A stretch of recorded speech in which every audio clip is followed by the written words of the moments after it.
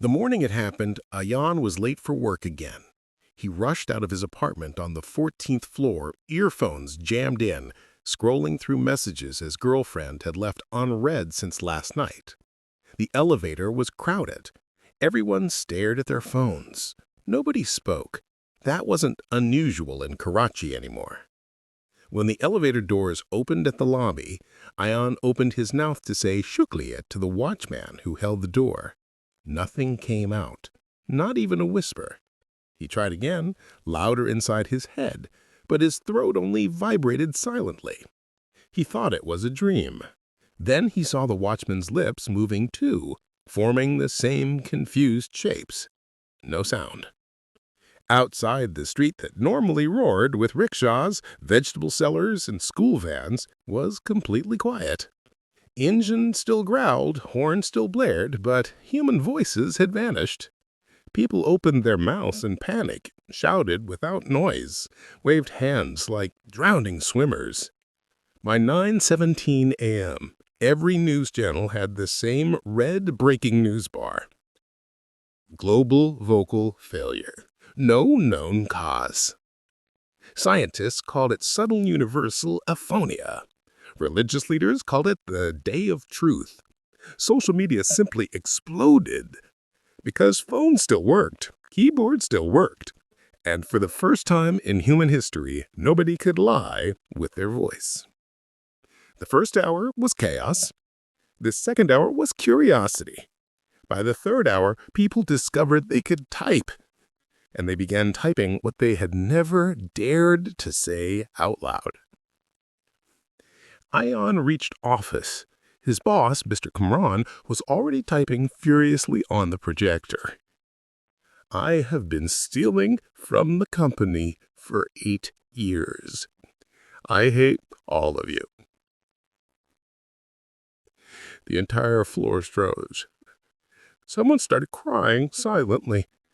Another employee pulled out his phone and typed, I sleep with your wife, Kamran, every Tuesday. Within minutes, the office group chat looked like a slaughterhouse of secrets. Ayan left without typing a single word. He took the bus home. A woman beside him was typing on her tablet so fast her fingers bled at the types. The screen showed a live confession to her husband, sitting 3 seats away. I aborted our daughter because she was a girl and I was scared of you. The man read it, looked at his wife with dead eyes, and typed back, I already knew. I was relieved. The bus kept moving through a city that had gone mute but was screaming louder than ever in text. That night, the government announced, voice is a privilege that has been revoked until humanity learns honesty. Written word is now the only legal communication. They called it the silence decree. Day 2 began with suicides. Hundreds, then thousands. People who could no longer live with the weight of their own written truth jumped the balconies without a screen. Day 3, marriages collapsed in real time. WhatsApp groups became divorce courts. Mothers discovered sons were addicts. Fathers discovered daughters sold their bodies for iPhones. Best friends discovered best friends had always hated them.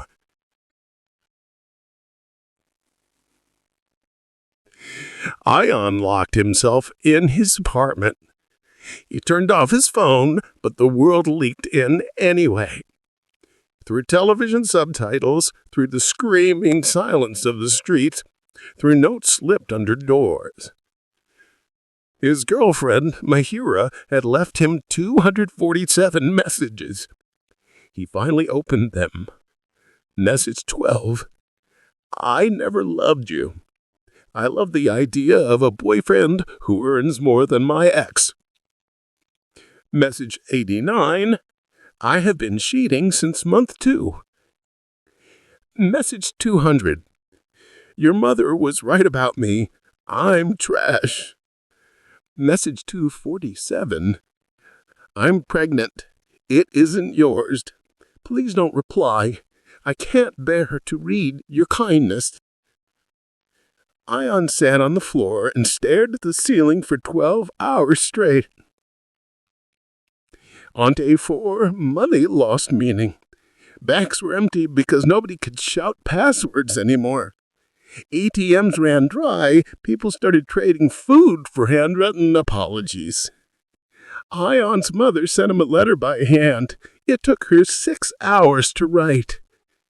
"My son, your father never loved us. He stayed because leaving was expensive. I stayed because I was scared of being alone. We both failed you. Forgive us if you can. If you can't, I understand." Day 5. Society split into 3 kinds of people. The confessors, who typed everything, raw and bleeding. The silent ones, who stopped writing altogether and lived like ghosts. And the editors, who discovered they could delete, backspace, and rewrite their past. Ion became a silent one. He shaved his head, threw his phone into the sea, and started walking, from Karachi to Hyderabad to Multan to Lahore. Carrying nothing but a small notebook he never opened. Everywhere he went, the cities looked the same. Billboards covered with handwritten papers, walls bleeding ink, people holding cardboard signs around their necks like sandwich boards of shame. I lied on my CV for 12 years. I molested my cousin when we were children. I voted for him because I am racist. In Lahore, he saw a man standing on a bridge with a sign. I killed my sister for honor. She was 16, I was 24. I feel nothing. Below the sign, someone had caped a reply. I was your sister's best friend. I knew. I said nothing. We are both monsters. Ion kept walking north. On day 6, a new religion was born. They called themselves the Blank Page. They believed the only salvation was to stop writing forever. They cut off their own fingers so they could never type again. Thousands joined. Hospitals overflowed with self-amputees. That same day, the first murder by text occurred. A wife typed to her husband, "I wish you were dead." He read it, handed her a knife, and typed, "Do it then." She did. The courts of High Court acquitted her. No verbal threat was made. Law died with the voice. By the end of the first week, governments collapsed. Armies couldn't take orders they couldn't hear. Planes stayed grounded because pilots refused to type coordinates. They were terrified of making a typo that would kill hundreds. The world became a library where every book was open to the ugliest page. Ion reached Marie. The mountains were quieted in a way sound had never allowed before. Snow fell without commentary. There he met Sana. She was 19, sitting outside a deserted cafe, writing on actual paper with a fountain pen. Slow, deliberate strokes, no screen, no audience. He had not seen anyone write handling in days. She looked up and wrote on a fresh page, tore it, and handed it to him. "You look like someone who stopped believing words can be kind." Ion took the paper, but didn't write back. He simply sat across from her. They sat like that for hours. Eventually, she wrote again. "I used to be an influencer. 3.2 million followers. I sold them depression and pretty filters. When the voices died, my followers asked for the truth. I gave it to them. They tore me apart in the comments. I haven't spoken or written to another human in 4 days." She paused, then added, "Until you." Ayan took the pen for the first time in a week and wrote a single sentence. "I am tired of truth." Sanat read it and smiled, actually smiled. She wrote, "Then let's lie. Just once, for fun." She wrote a new page. "Once upon a time there was a boy who could speak with stars. Every night he asked them for a new voice that would only say gentle things. The stars said yes, but only if he first gave away every cruel word he had ever thought." Ayan read it, and then he wrote beneath it. The boy agreed. He opened his heart and let every dark word fly out like crows. When the star was empty, the stars gave him a voice made of dawn. For the first time in days, both of them laughed. Silent laughs, shoulder shaking. They began writing a story together, a children's fairy tale. On paper, no phones, no witnesses. They wrote about a kingdom where people could speak again, but only in poetry, where insults were illegal and compliments were currency. They wrote for 3 days straight. On the 10th day since the silence began, something changed. People starting disappearing. Not dying, disappearing. Whole families. Entire apartment blocks. One moment they were there, typing, or writing, or staring at walls. The next, gone. No sound, no trace. The internet filled with terror. They took my parents. My wife vanished while I was in the bathroom. Only the ones who stopped writing are safe. The blank page coat claimed responsibility, but they were disappearing too. Someone posted a theory. The world is deleting itself line by line. The more you write, the more real you become, and the more the universe wants to edit you out.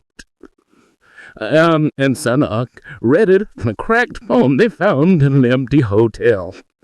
Sanat wrote on their fairy tale page, "What if the only way to stay is to finish the story?" Ayan wrote back, "Then let's finish it." There was the ending that night. The boy with the dawn voice grew old. On his last day, he climbed the highest mountain and spoke one final sentence. Not cruel, not kind, just truth. Thank you for letting me speak it all. Then he became quiet forever, and the kingdom learned that silence, chosen, not forced, was the greatest force of all. They saw on the last page, written by 2 liars who wanted to be good, Ayan and Sanat. Day 12 of silence. They left the pages on the cover table, waited with a coffee mug, and walked out into the snow. Day 13. The disappearances accelerated. Half the planet was gone. Cities stood empty, lights still on, food still warm on tables. Only 2 kinds of people remained. Those who had written nothing for days and stayed, and those who had written one final truth and vanished peacefully. Ayan and Sanat walked south, toward the sea. Everywhere they went, they saw the same thing. People sitting alone, writing farewell notes, then dissolving like ink in water the moment they placed the period.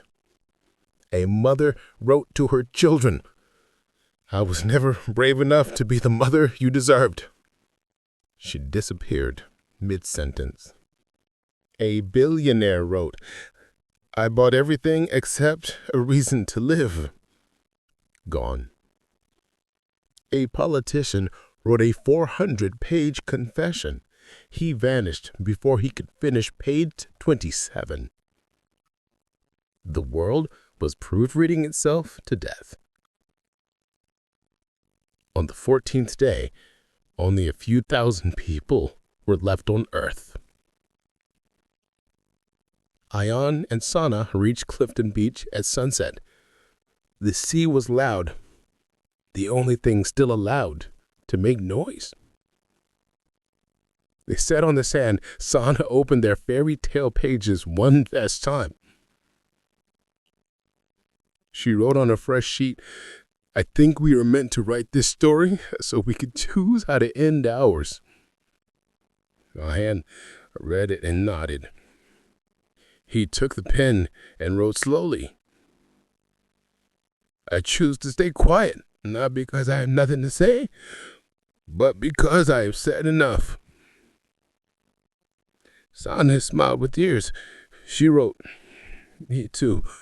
If the others vanish with their truths, we will stay with our silence." And maybe that is the kindest lie we ever told the universe.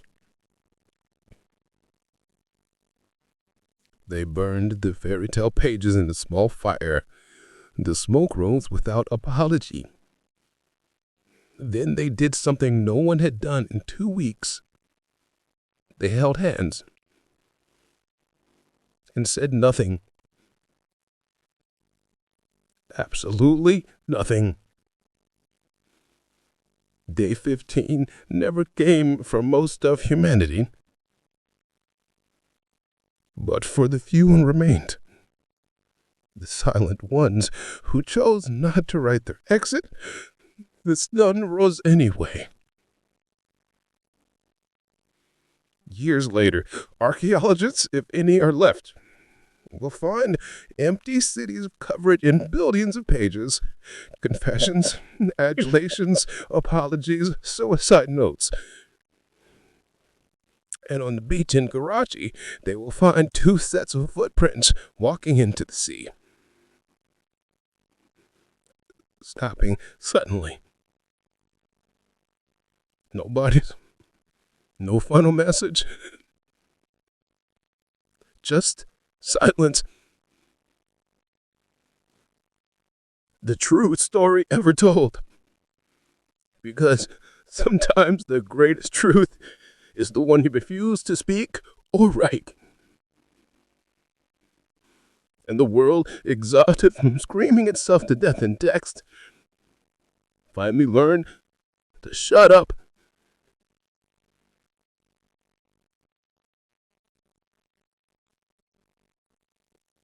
Moral: